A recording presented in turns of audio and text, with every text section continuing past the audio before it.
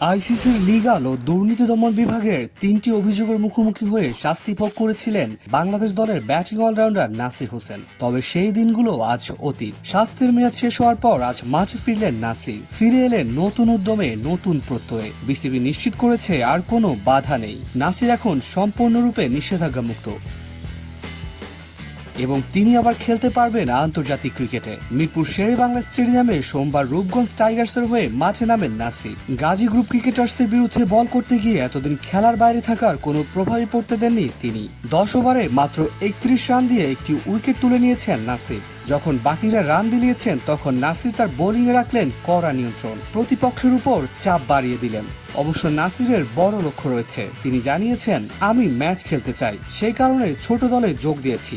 যদি টানা 3টি ম্যাচ খেলতে পারি এবং ভালো পারফর্ম করতে পারি তাহলে জাতীয় দলে খেলার সুযোগ তৈরি হবে।